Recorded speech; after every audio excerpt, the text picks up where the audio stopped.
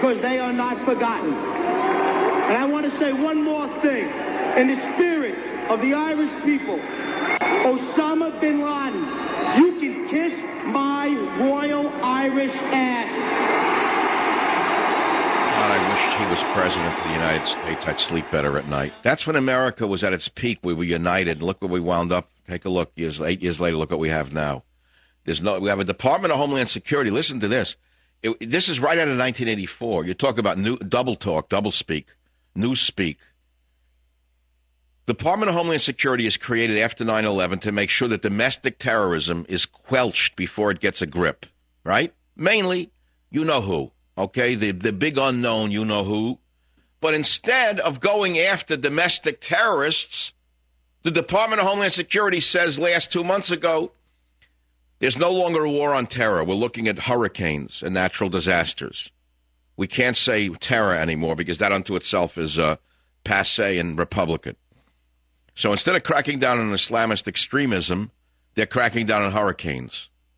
Instead of killing terrorists, the Obama administration is going to dinners with them. Instead of hunting them down around the world, he is appeasing them. Instead of referring today that radical Islam was the problem on 9/11 and that our troops in Afghanistan are still fighting radical Islamists, the president is blaming America. The president is saying that it is we who are at fault. Instead of saying what we, the American people, think, he's telling us what the Arab street thinks, meaning the people in the streets of these nations where there are no freedoms. Can you believe this? Radical Muslims around the world can spew hatred against us, but the government will not even publish a cartoon that mocks them. And instead of protecting us, those of us who abide by the law, they won't even profile would-be terrorists.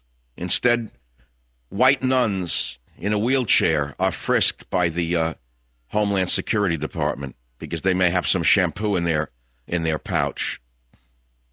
Instead of confronting the hate mongers in Saudi Arabia, our president bows down and gets a gold chain put around his neck by the king of Saudi Arabia. Instead of talking about the hate-filled Wahhabi cult as the core of the world's problems, the president says to Israel, stop building settlements. Instead of talking about our great civilization and our great advances and our scientific discoveries, the president glorifies Middle Eastern civilization, which has produced nothing since they gave us the zero. Instead of supporting the incredibly brave men and women in the CIA, this administration under Eric Holder attacks the CIA. Do you hear what I'm saying to you? And that's the world we're living in today. And I can go on and on and on and tell you that this administration is dishonoring the dead of 9/11. They're whitewashing our enemies.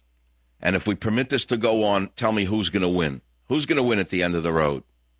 Tell me who's going to win at the end of the road. That's why it's this is a hard job, because the more you tell people the truth, the more you are hated by the government. The more you speak out against this despotic regime of the Obamas, the more you are called names by the left-wing communists in the media. You think I don't know what's going on? And why was I targeted? Why was I the first to be thrown on a list with terrorists in Britain? Why? I'll let you figure out why. Now, all you got to do is add up who's not talking about it. You'll see why they haven't been targeted. That's all.